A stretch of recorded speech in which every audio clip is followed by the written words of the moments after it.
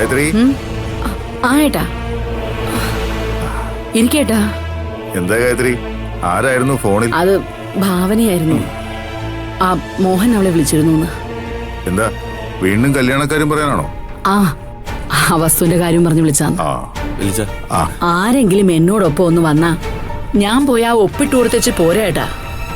ഓ, പതിയെ പോയാ മതി ഗായത്രി. അവനെന്തെത്ര ധൃതി? അല്ല, പിന്നെ അതോടുകൂടി ആ ശല്യം തീരുമല്ലോ ഏട്ടാ.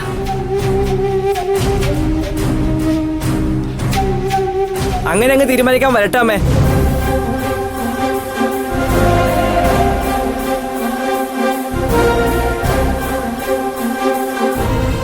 ആ, നീ ഇന്ന് ഡ്യൂട്ടിക്ക് പോയില്ലടാ? ഇല്ല ദൈവം ഇന്ന് തന്നെ മറ്റൊരു ഡ്യൂട്ടി ഏൽപ്പിച്ചേ. എന്തുവാടാ നീ എന്തൊക്കെയാ ഈ പറയുന്നേ? ഞാൻ ഇനി പറയാൻ പോകുന്ന കാര്യം കേട്ടാ നിങ്ങൾ എല്ലാവരും ഞെട്ടും. എന്താടാ? ഇവൻ ഇങ്ങനെ വലിച്ച ഒരു കാര്യമില്ലെങ്കിലും ഇങ്ങനെ വലിച്ചു നീട്ടിയ പറയത്തുള്ളൂ.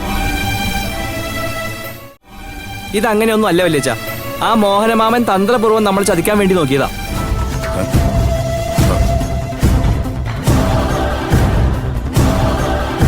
അവരുടെ എല്ലാ കള്ളത്തരങ്ങളും ഞാൻ ഇന്ന് കണ്ടുപിടിച്ചു.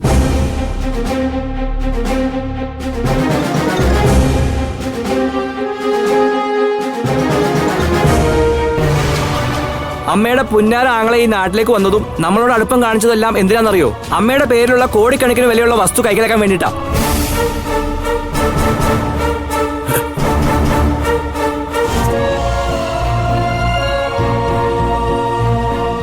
കോടിക്കണക്കിന് വിലയുള്ള വസ്തു? നീ എന്താടാ പിച്ചും പേയും പറയുന്നത്? പകൽക്കിനാവല്ലോ കണ്ടോ?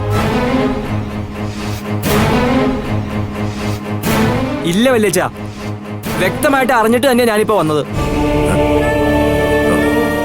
അമ്മയുടെ പേരിൽ വർഷങ്ങൾക്ക് മുമ്പ് മുത്തശ്ശൻ വാങ്ങിയ വസ്തു ഇല്ലേ, അത് കുറച്ചൊന്നുമല്ല, ഏക്കർ കണക്കിനുണ്ട്.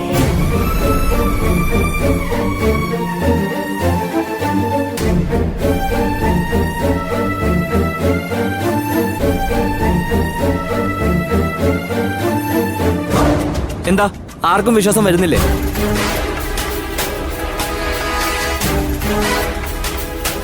പണ്ട് തുച്ഛമായ കാശിന് മുത്തശ്ശ അമ്മയുടെ പേരിൽ സ്ഥലം വാങ്ങിയത് എവിടെയാണെന്നറിയോ? വിഴിഞ്ഞത്തിനടുത്ത്.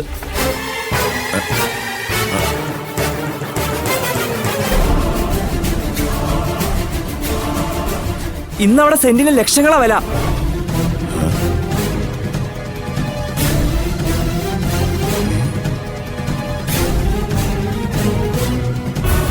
അമ്മയുടെ പേരിലുള്ള വസ്തു മാത്രമേ ഇനിയോട് വിറ്റു പോകാനുള്ളൂ. ദേ, അത് കൈക്കലാക്കാൻ വേണ്ടിയാ മോഹനൻ മാമൻ ഈ നമ്പറൊക്കെ കാണിച്ചത്.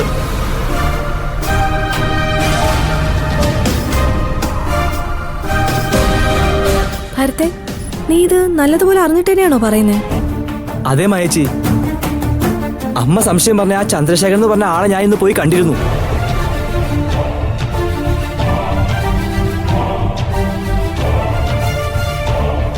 ഞാൻ ആരാണെന്ന് പറഞ്ഞപ്പോൾ വലിയ സ്നേഹമായിരുന്നു അദ്ദേഹത്തിന്. അദ്ദേഹം എല്ലാ കാര്യങ്ങളും എന്നോട് പറഞ്ഞത്.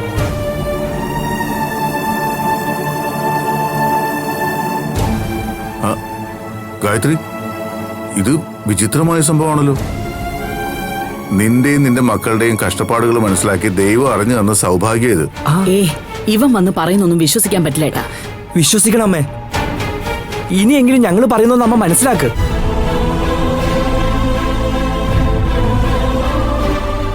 നീ വെറുതെ ലക്ഷങ്ങളുടെയും കോടികളുടെയും കണക്ക് പറഞ്ഞ് ഞങ്ങളെ കൊതിപ്പിക്കൊന്നുമല്ലോ. എന്റെ ഏട്ടാ, ഞാൻ ആ ചന്ദ്രശേഖരൻ മാമനോട് എല്ലാ സംശയങ്ങളും ചോദിച്ചു. അമ്മയുടെ പേർക്കുള്ളതായതുകൊണ്ട് അമ്മയുടെ മക്കൾക്കെല്ലാം തുല്യ അവകാശം ഉണ്ടെന്നാ പറഞ്ഞത്.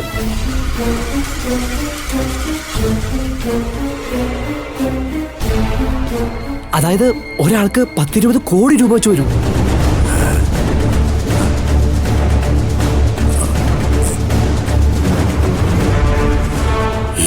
കോടിയോ?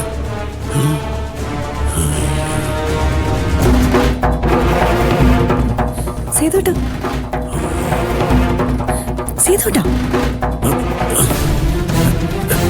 അല്ല, എത്രയാണെന്ന് നീ പറഞ്ഞേ? 20 കോടി. അയ്യോ,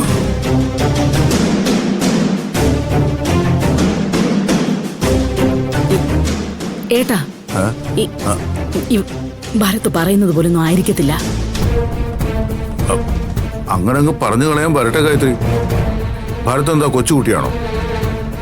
സംഗതി സത്യം തന്നെയാ. ഇതിനു വേണ്ടിയാ ദൈവം നിന്നെ ഇത്രയും കഷ്ടപ്പെടുത്തിയത്. അങ്ങനെയാണെങ്കിൽ മോഹൻ വീണ്ടും വരുമല്ലോ സേതു. വരട്ടെ വലിച്ച. വരുമ്പോ നമ്മൾ ചോദിക്കണ്ടോ ചോദിക്കേ.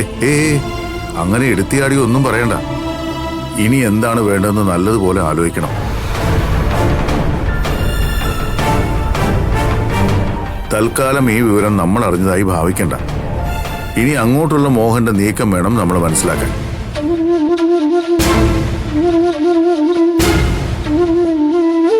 ഭാവനേച്ചി വിളിച്ച് പറയണ്ടമ്മേ. അത് ഭാവനയും സൂര്യയും വന്നുകൊണ്ടിരിക്കുക. അവര് വന്നിട്ട് പറയാം.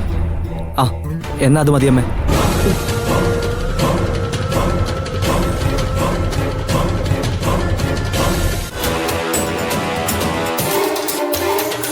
ഭരത്തേട്ടാ, ഞാൻ ഇപ്പൊ വരാം. അരുന്ധതി, ഭാമേച്ചി, അഭിയണ്ണ അവിടെ ഉണ്ടോ? ആ ഉണ്ട്. എന്തു പറ്റി? ഞാനൊരു കാര്യം പറഞ്ഞ അത് കേൾക്കാനുള്ള മനോധൈര്യം ഭാമേച്ചിക്കുണ്ടോ? നീ എന്താ കളിയാക്കാണോ? ഇല്ല ചേച്ചി, ഞാൻ കാര്യമായിട്ട് പറഞ്ഞതാ. എന്താ? ഭാമേച്ചിയുടെയും ഈ വീട്ടിലെ എല്ലാവരുടെയും തലവധി മാറാൻ പോകുന്നു. നിനക്കിത് എന്തു പറ്റി? നീ എന്താ ഈ പിച്ചും പേയും പറയുന്നേ? അതെ, പിച്ചും പേയും തന്നെ പറയുന്നേ. എന്നാ ഞാൻ കാര്യം പറയട്ടെ. നീ സസ്പെൻസ് ഇടാതെ കാര്യം എന്താന്ന് വെച്ച് പറ.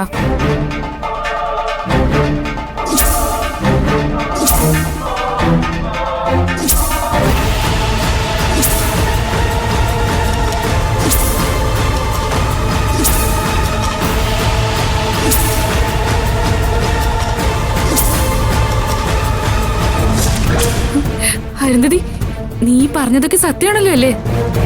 സത്യം ഭാമേച്ചി. ഇവിടെ ആരും പരസ്പരം സംസാരിക്കുന്ന പോലുമില്ല. എല്ലാരും സ്തംഭിച്ചിരിക്കുക.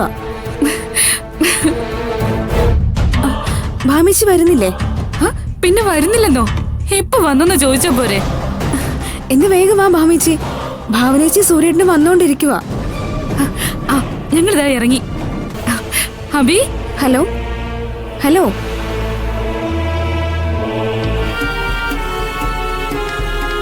അബി, എന്താ ബാമേ? നമ്മൾക്ക് രക്ഷപ്പെട്ടു അബി. ഇതൊക്കെ അങ്ങോട്ട് വെക്ക്. അതിനിപ്പോ നമുക്കെന്താ കുഴപ്പം? അതൊന്നും അല്ല അബി, നമ്മൾക്ക് കോടീശ്വരന്മാരാകാൻ പോവാ. ഇതാരാ നിന്റെ അടുത്ത് പറഞ്ഞു? അരുന്ധതിയെ വിളിച്ചു പറഞ്ഞേ. അരുന്ധതിയോ? ആ അതെ. അബി ഒന്ന് വേഗം വന്നേ, ഞാൻ എല്ലാം പറയാം. ബാമേ, നീ കാര്യം പറ. എനിക്കൊന്നും മനസ്സിലാവുന്നില്ല. അതൊക്കെ ഞാൻ പറയാം. വേഗം ഒന്ന് റെഡിയാവാൻ നോക്ക്. ഇപ്പൊ തന്നെ വീട്ടിലേക്ക് പോയില്ലെങ്കിൽ കിട്ടുന്നതൊക്കെ കുറയും. ഞാനൊന്ന് റെഡിയായിട്ട് വരാം. ഇവക്ക് എന്ത് പറ്റിയോ?